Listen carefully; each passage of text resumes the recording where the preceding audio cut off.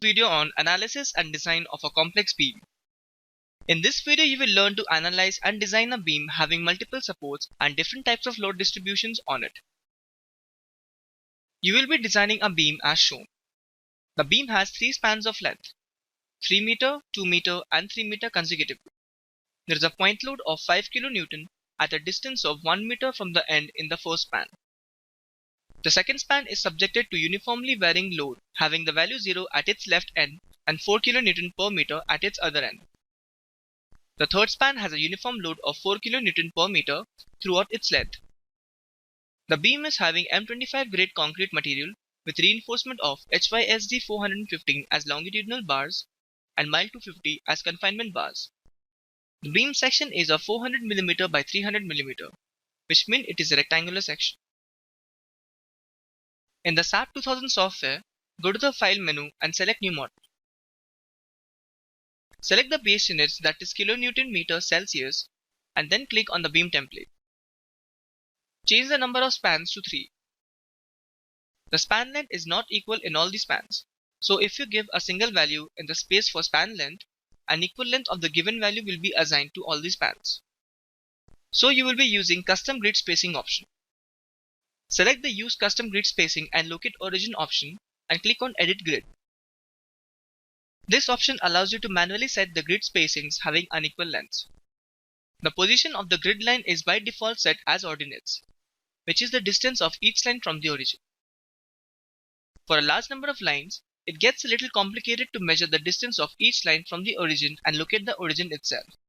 You have the option to set spacings between each pair of grid line directly.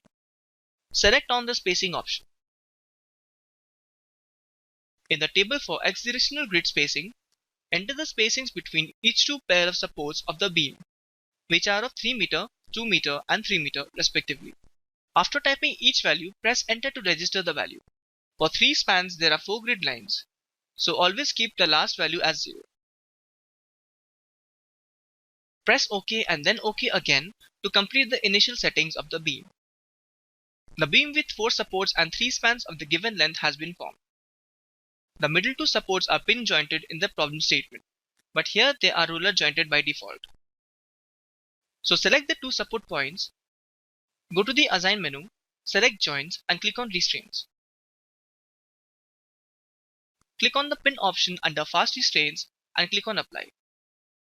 The selected support joint restraints have changed from roller to pin. Click on OK.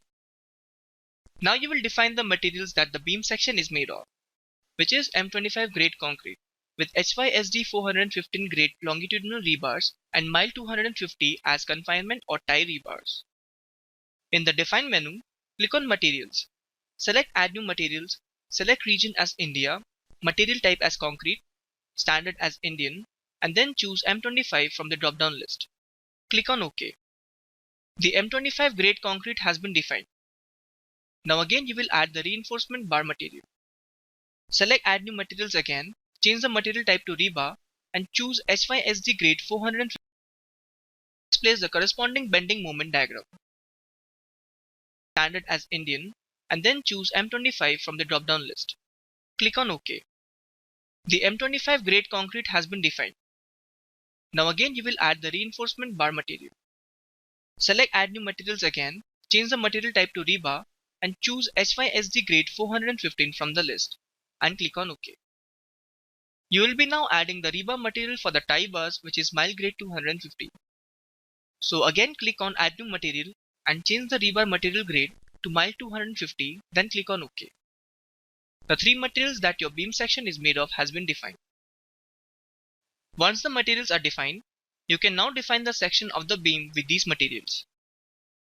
In the Define property, go to the Section Properties and click on Frame Sections. Select Add New Property. Choose Concrete from the Frame Section property type and click on Rectangular Section.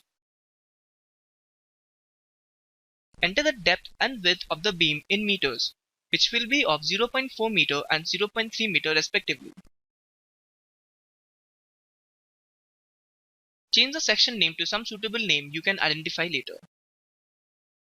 Change the beam material to M25 from the drop-down list and select concrete reinforcement to set the reinforcement option. Here set the longitudinal bars to HYSD 415 and confinement or tie bars to mile 250, which will appear in the drop-down list because you have defined them. Change the design type to beam and put the standard beam cover value of 25 mm in meters, which is 0.025 meter. Enter cover values in both top and bottom option. Then click on OK. Select OK again. Your beam section has been defined. Now select OK to exit the frame section properties dialog box. You now have to assign defined beam section to the beam that you had drawn. Select all the three beam sections together as all are having the same section property. If you check the space at the left hand bottom corner, it should show 3 frames selected, which indicates that your selection is correct. Now go to the Assign menu and select Frame Sections under the Frame option. The defined property is present in the list. Select it and click on Apply. You have now assigned the section property onto the beam. Now you will apply the loads onto the beam one by one. Select the first span, which has a point load of 5 kN at a distance of 1 meter from the left end. Go to Assign, Frame Loads and select Point. Always click Reset Form once before entering load values. Make sure the general properties are as shown. Now the location of the point loads can be set in two ways: relative distance from the first end and absolute distance from the first end.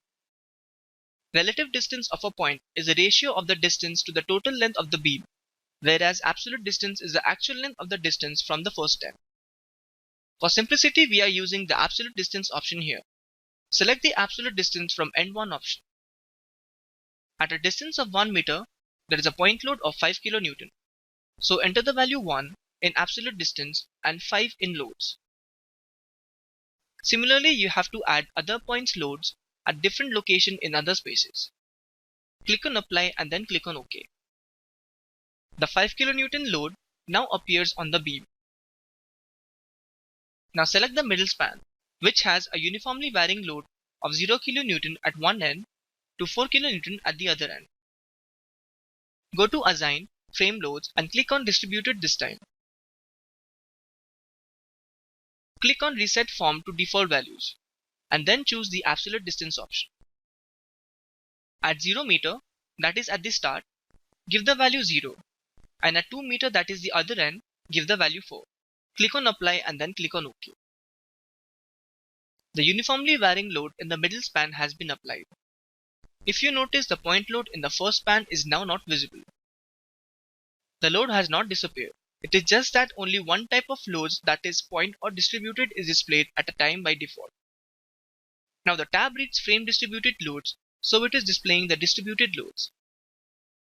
In order to be able to see the point load as well, select the first span, go to the display menu and select the desired load pattern name, which is dead load in this case. Now click on OK. Both the type of loads in two frames are displayed now. You still have to apply the uniform load in the third span now. Select the third span, but before that, to deselect the first span that was previously selected, click on that span again and press the escape key on your keyboard. Once only the third span is selected, go to Assign, Frame Loads and click on Distributed. Click on Reset Form to remove the previously entered values. Now it is a completely uniform load, so ignore the space for trapezoidal loads and enter the value 4 in the space for uniform load. Then click on Apply and then OK. The uniform load has been assigned onto the third beam span. To view all the loads together, repeat the process, that is, go to Display, Show Object Load Assigns and select Frame. Click on OK. And now all the three loads in the three spans are displayed. All the information, that is beam section, loads, etc. has been provided, and you are now in a position to run analysis on the model. Go to Analyze and click on Run Analysis. Click on Run now and save the file when prompted.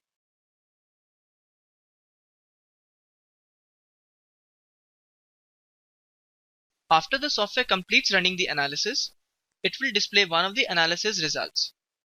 Here it is showing the deformed shape of the beam. To view other analysis results, select the desired tab, go to the display menu, select Show Forces Stress and click on Frames Cable Tendons option. If you want to see the shear force diagram, click on Shear 2-2 and then Apply. The shear force diagram in the beam is displayed. Similarly for moment, select moment 3-3 and click on Apply. The software displays the corresponding bending moment diagram. You can toggle between the Fill Diagram or Show Values option as shown. In this way, you can check for all the other analysis results. Now you will run the structural design on the concrete beam. Go to the Design, Concrete Frame Design and select View Revise Preference to set the IS code for concrete design. Select IS 456 in the drop-down list for design code and click on OK. Now select Start Design Check of Structure from the Concrete Frame Designs option in the Design menu. The software runs design on the beam based on the analysis results.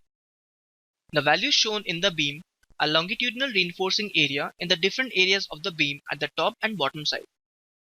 You can zoom in with your mouse middle wheel to see the values distinctly which are overlapping. The beam is colored gray, which means the value is less than 1, indicating that the stress carried is below the stress carrying capacity of the beam. You can use Pan option from the toolbar menu to navigate the different areas of the model if they are out of your View tab.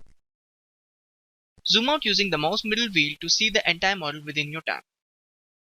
Now go to the Design menu and select Verify All Members Passed from the Concrete Frame Design option. The software notifies that the frame has passed, which means your beam is okay for use under the given loads. In the next video, you will be drawing a steel beam and applying loads on it. Thanks for watching.